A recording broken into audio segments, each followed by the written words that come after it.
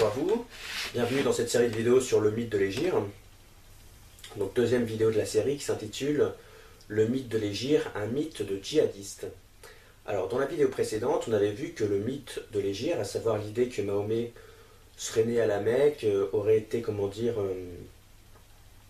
chargé par Dieu d'annoncer un message à ses contemporains, qui malheureusement, et que ça n'a pas marché, donc il a dû effectuer l'Hégire, c'est-à-dire partir de la Mecque pour se réfugier dans une ville plus au nord qui s'appelle Yatrib et qui est devenue Médine.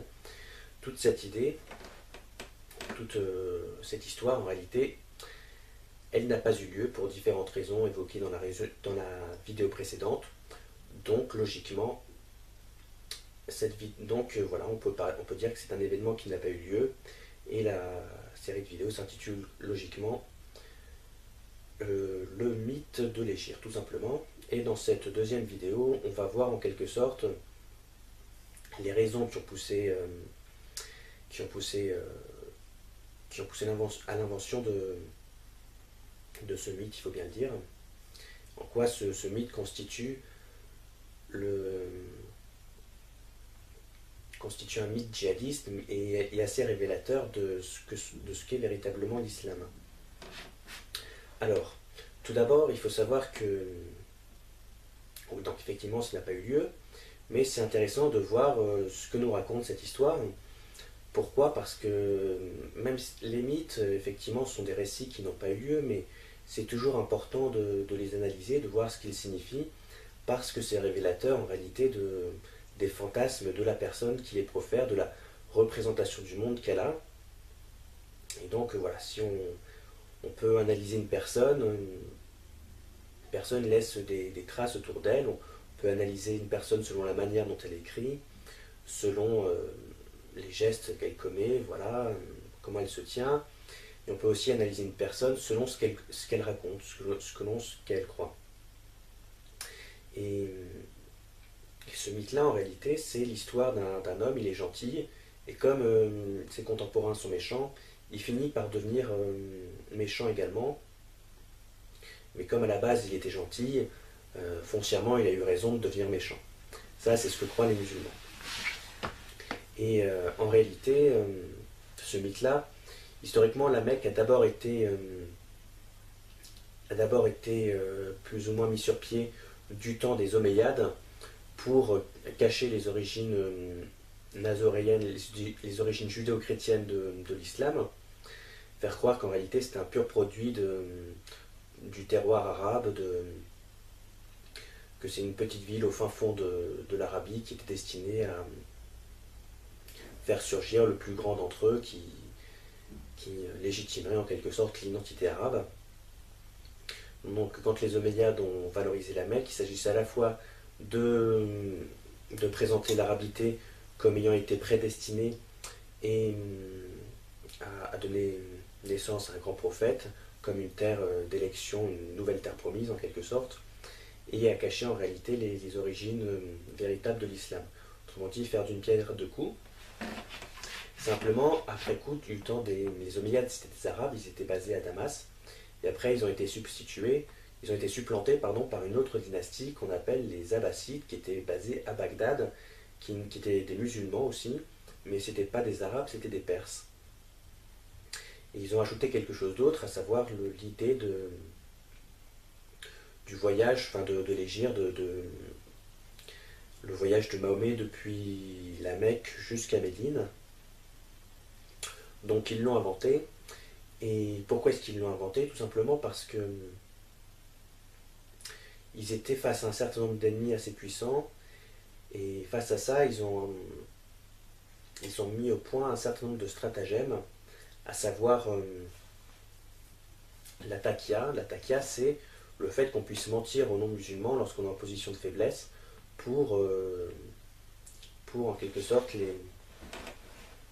ne pas être pour être en bon voisinage avec eux et ne pas être victime de leur supériorité de puissance, et que dès qu'on reprendrait l'avantage, désormais on pourrait être plus puissant, dans ce cas-là, on pourrait tout simplement,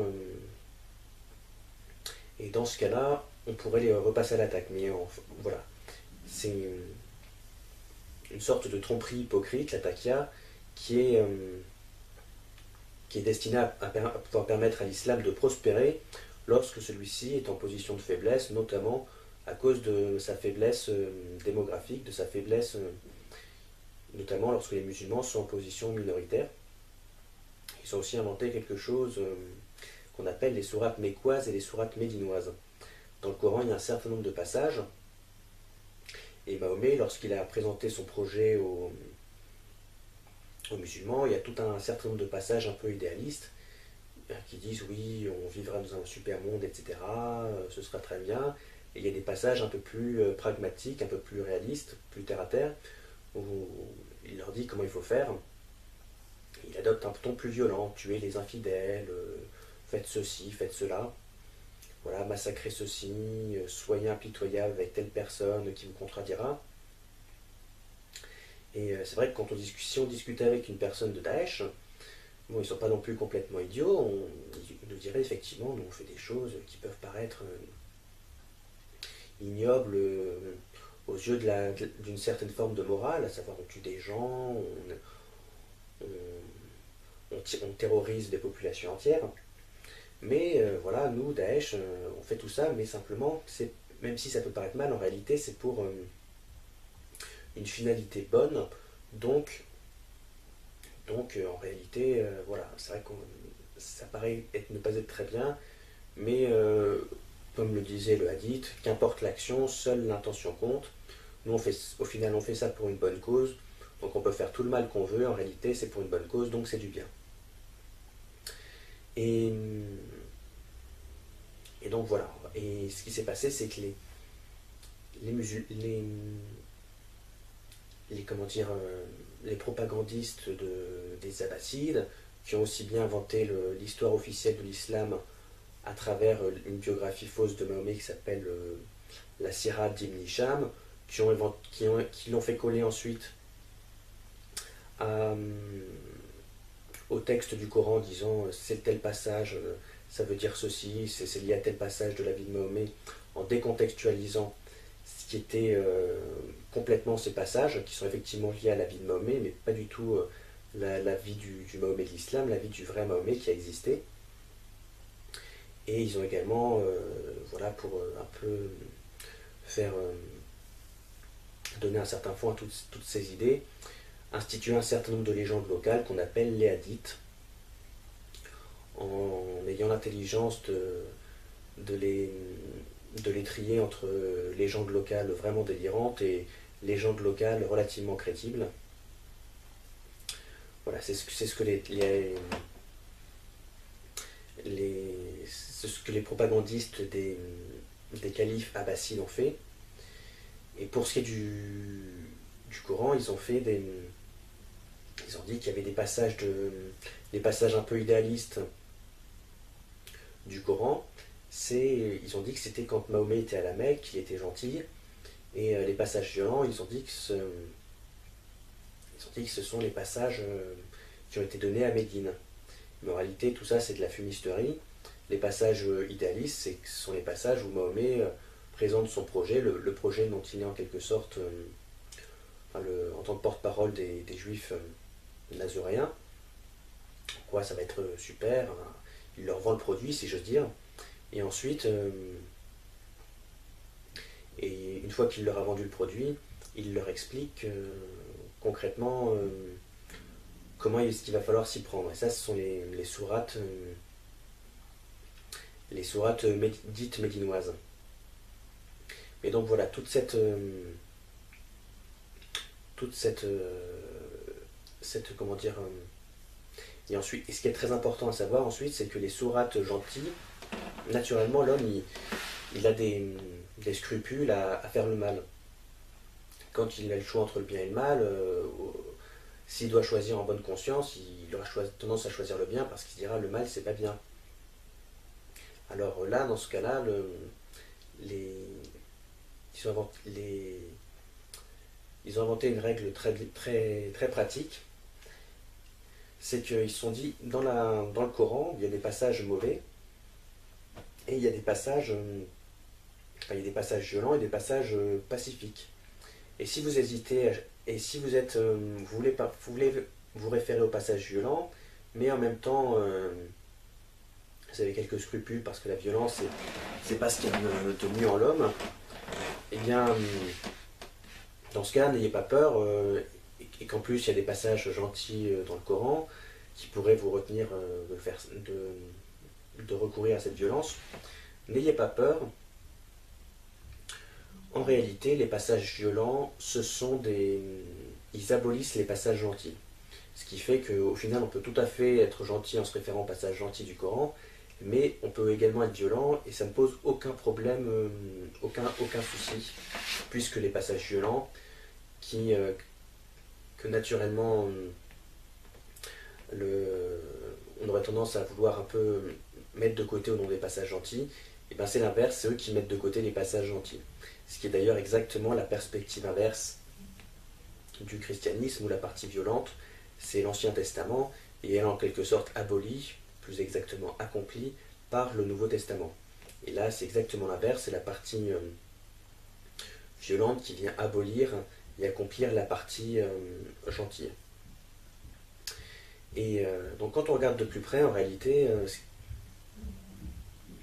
voilà, ce qui s'est réellement passé, c'est que bon, les troupes arabes, menées par Mahomet notamment, c'était des auxiliaires des judéo-chrétiens, des nazoréens, qui voulaient revenir à Jérusalem. Et ils sont réfugiés, ils ont fui en 622 lorsque l'empereur byzantin Héraclius a voulu les réprimer. Ils ont fui la Syrie, la Jordanie, et ils sont réfugiés au nord de l'Arabie, dans la ville de Yathrib, qu'ils ont nommé Médine. Et après coup, quelques siècles plus tard, ils ont inventé une histoire pour faire croire qu'à la base, ils venaient pas du tout de là et que c'était des personnes gentilles qui faisaient de mal à personne, qui ont été victimes de l'intolérance de leur société et qui ont dû se réfugier à Yathrib, qui est devenu Médine, pour quelle raison exactement? Eh bien à Yathrib, qui est devenu Médine, pour combattre donc l'islam et bon an mal an instaurer cette religion qui a survécu jusqu'à nos jours.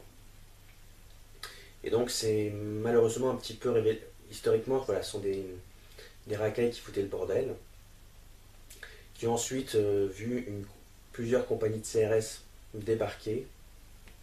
Elles ont eu un petit peu peur, donc elles se sont réfugiées quelque part.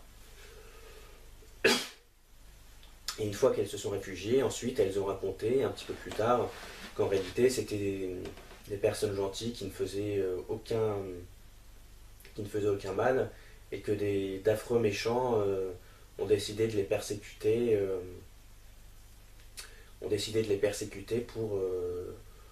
parce que ces méchants étaient méchants et que c'était foncièrement des gentils. Et donc au final, c'est surtout ça le plus important. Ce mythe, c'est le mythe majeur de l'islam, et ça permet de comprendre ce que c'est foncièrement l'islam, à savoir un mouvement sioniste qui a tendance à être dans le déni quant à son origine sioniste, et ce déni passe par et qui est foncièrement violent, et toute cette violence naturelle, cette violence qui est avérée dans le mythe de l'Hégire. La partie vraie, c'est qu'à partir du moment où Mahomet est à Médine, là il est violent. Ce qu'il faut, c'est les raisons qui l'ont poussé à monter et l'origine de son arrivée à Médine. Mais voilà, c'est assez révélateur de ce qu'est l'islam, à savoir un mouvement foncièrement violent qui après coup essaye de faire croire que sa violence n'est pas sa nature première, mais juste un accident de parcours, et que non seulement c'est juste un accident de parcours, et que voilà, c'est un dévoiement de sa nature foncièrement bonne, le côté mécois, le côté inventé, qui est foncièrement bon, naturellement bon, mais qui, pour des raisons indépendantes de sa volonté artificielle, l'a poussé au vouloir devenir méchant et violent, mais c'est complètement accidentel, rassurez-vous. Voilà, donc on a un mouvement issu d'une manipulation sioniste préalable qui a tendance à faire preuve de violence et à la justifier à travers des simagrées misérabilistes qui lui permettent par là même d'oublier son origine véritable, et de trouver une certaine justification morale aux yeux de la société, du monde extérieur qui peut l'interroger quant à cette violence.